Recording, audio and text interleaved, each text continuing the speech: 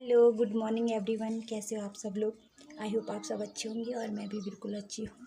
तो सुबह का हो चुका है 9:45 और खाना वाना नाश्ता तो मेरा हो चुका है। और आज मेरे हस्बैंड और ससुर जा रखे हैं मार्केट।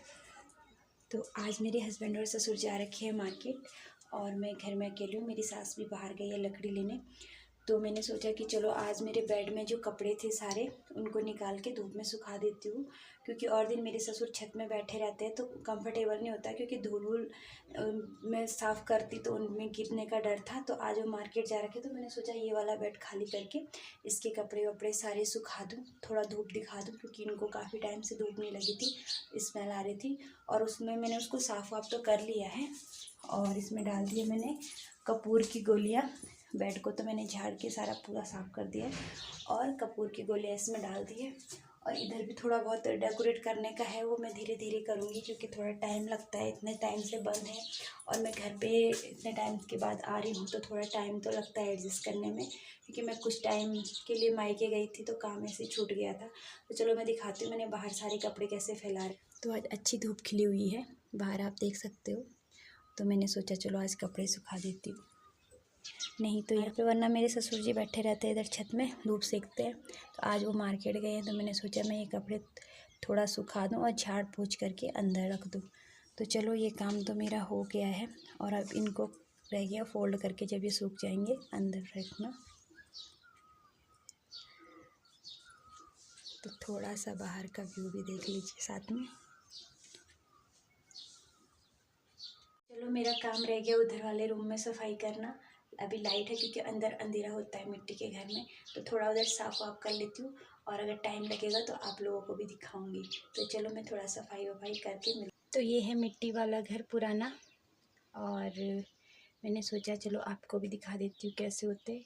इनकी हाइट बहुत कम होती है और ये पहाड़ों में इसलिए ये घर बनाए जाते हैं क्योंकि सर्दियों में इनमें गर्मी रहती है और गर्मियों में ये घर रूम ठंडे रहते हैं, तो इसीलिए इनकी हाइट कम रहती थी। और मैं जैसे खड़ी होती हूँ तो मेरे को कंफर्टेबल नहीं होता है इधर। ये वाला रूम तो फिर भी थोड़ा सा बड़ा है, तो जो जिनकी हाइट ज़्यादा होगी उनके लिए रूम में दिक्कत होती है। तो अंदर वाला रूम तो और भी छोटा है। तो चलो मैं दिखाती हूँ, मैंने यहाँ पे थोड़ा साफ वाफ किया है, दिखाती हूँ मैं आपको। रूम से भी सामने ये व्यू दिखता है और लाइट चालू करती हूँ। तो यहाँ पे मेरे ससुर जी रहते हैं, तो अभी मैंने उनका बेड वेड ठीक किया है। और ये पूरा घर मिट्टी का होता है, इसकी जो दीवार होती है पत्थर की होती है और इस पर जो लिपाई होती है वो मिट्टी की होती है। तो ये पुराने टाइम का घर है, तो ये स्टोरेज के लिए होता है, था पहले टाइम पे। तो ये घर अभी है क्योंकि हम अभी इसको बना नहीं रहे, तो ये पुराना है। और इसमें भी जो धान जौ गेहूँ वगैरह होते हैं तो ये ताला लगा हुआ है, इनमें वो सब झंगोरा वो सब रहता है। और ये भी सारी अलमारियां हैं। तो ये पुराने टाइप का घर है, तो इनमें ऐसे स्टोरेज होते हैं। और इनके जो ये ऊपर है, ये जो ऊपर है ये भी लकड़ी का होता है और इसमें भी स्टोरेज होता है। तो ये सामने एक दरवाज़ा है, उधर मेरे जो ताऊ जी लोग, इनके ताऊ जी लोगों का घर है, तो उधर की साइड वो लोग रहते हैं। और एक रूम यहाँ अंदर है और देखो यहाँ पूरा पुराने टाइम का सामान है। ये मेरी बुढ़ी सास जो रही होंगी उनके टाइम के हैं। और ये सब, इन सब में जो ये काले काले दिख रहे हैं, इन सब में ये जो भी है इन सब में अनाज भरा हुआ है। और यहाँ पर मेरी सासू माँ सोती है, तो अभी मैंने उनका बेड भी ठीक कर लिया है। तो पुराने टाइम पे ऐसे घर होते थे, बहुत ही नीचे। इन पे मेरा सर बहुत बचता है, जो ये है देख सकते हैं आप कितने छोटे घर है ये। इधर ऐसे खड़ी होती हूँ तो मेरा सर इधर बजता है बार बार, तो इसीलिए मैंने सोचा चलो थोड़ा सा आपको पुराने टाइम का घर दिखा देती हूँ कैसे स्टोरेज होता था, क्योंकि आने वाले टाइम में ये सब टूट जाएगा। तो मैंने सोचा कि चलो वीडियो भी बना लेती हूँ और थोड़ी सी मेमोरी भी रह जाती है पुराने घरों की। तो कुछ टाइम में कभी भी आने वाले टाइम में ये घर टूट सकते हैं, क्योंकि सब लोगों ने नए बना लिए तो कुछ लोगों के ही बचे हैं। तो इसमें क्या होता है कि बारिश के टाइम पे नया बनाने का रीज़न ये होता है कि इसके ऊपर पत्थर होते हैं तो वो खिसक जाते हैं, तो उनको बार बार ठीक करना पड़ता है। और बारिश में पूरा पानी ये दीवारों से इधर इधर से साइड से टपकता है, तो उसमें चीज़ें ख़राब होने का डर रहता है। वैसे तो ये रूम बहुत अच्छे होते हैं, अभी जैसे बाहर धूप होती है तो यहाँ बहुत ठंडा रहता है और ठंडियों में बहुत गर्मी रहती है। ऐसा मतलब फ़ील नहीं होता है कि ठंडा है बाहर, एक रज़ाई ओढ़ लो उसमें ही ठीक रहता है। तो पुराने वाले लोगों ने जो बनाया बहुत सोच समझ के पहाड़ों पे घर बनाए हैं। और इसके ऊपर भी स्टोरेज होते हैं।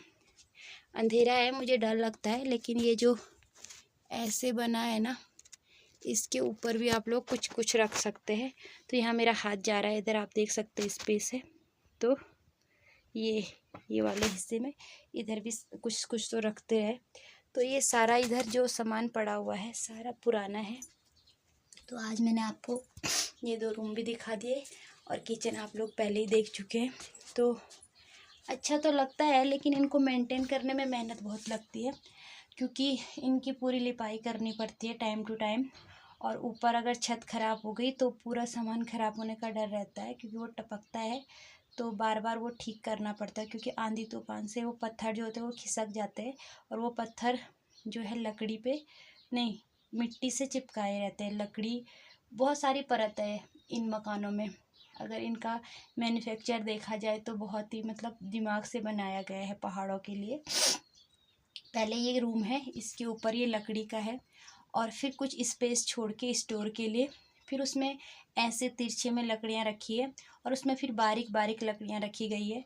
उसके ऊपर फिर मिट्टी में पत्थरों को ऐसे चिपकाया गया, इस तरह ऐसे पत्थरों को चिपकाया गया ऐसे। और फिर उसके ऊपर फिर एक सीधी लाइन चिनाई की जाती है, फिर उसके ऊपर से ऐसे पत्थर रखे जाते हैं। तो काम बहुत ही बारीकी से करते थे पहले के लोग, और मुझे नहीं लगता कि आज के टाइम पे लोगों को ऐसे मकान बनाने आते हैं। तो बहुत अच्छी अच्छी, इससे भी जो पुराना मकान है उसको तिवारी बोलते थे। ये तो काफ़ी बात का मकान होगा। तो पहले वाले मकानों में नक्काशी भी बहुत अच्छी, जो तिवारियाँ होती है उनके खम्भों पे बहुत अच्छी, जो हाथी घोड़े पता नहीं क्या क्या जीव जंतु बनाए रहते हैं। तो वो लोगों का मैसेज ही होता था वो पहले, एक तरह से देखा जाए तो एक निशानी। पहले लिखित नहीं था हमारा हिस्ट्री, तो हम लोगों के लिए एक निशानी थी, जैसे होती ना सांकेतिक लिपि, उसी टाइप का है उसमें। तो अगर मुझे टाइम मिलेगा वो मकान दिखाने का तो मैं आप लोगों को पक्का दिखाऊंगी। और ये वाला मकान तो मैंने आपको दिखा दिया है। मुझे बहुत अच्छा लगता है ये मकान मिट्टी का, बस थोड़ा काफ़ी टाइम बाद आती हो तो मेंटेन करने में थोड़ा सा क्या हो जाता है, दिक्कत हो जाता है, क्योंकि घर में बुजुर्ग लोग हैं, वो लोग इतना मेंटेन नहीं कर पाते हैं सफाई वगैरह, क्योंकि उनका ध्यान खेती बाड़ी में ही रहता है। और हम लोग हैं तो आके थोड़ा सफाई वफाई में टाइम लग जाता है करने में। तो अभी जैसे रूटीन बैठ जाता है तो फिर दिक्कत नहीं होती है, लेकिन फिर कुछ टाइम बाद आओ तो घर फिर से दोबारा से ही उसको ठीक करना पड़ता है।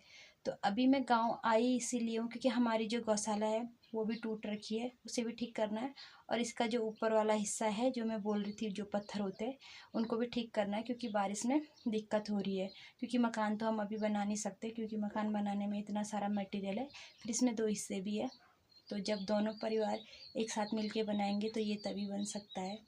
तो चलो, मैंने आपको ये दिखा दिया। बाहर मेरे कपड़े भी सूख गए हैं और नीचे मुझे अभी खाना बनाने का भी टाइम हो रहा है। मार्केट वाले मेरे ससुर और मेरे हस्बैंड भी आने वाले होंगे।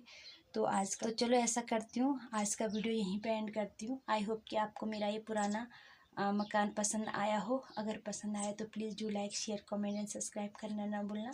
Thank you so much for watching. मिलते हैं कल नेक्स्ट इंटरेस्टिंग ब्लॉग के साथ, तब तक के लिए टाटा बाय बाय।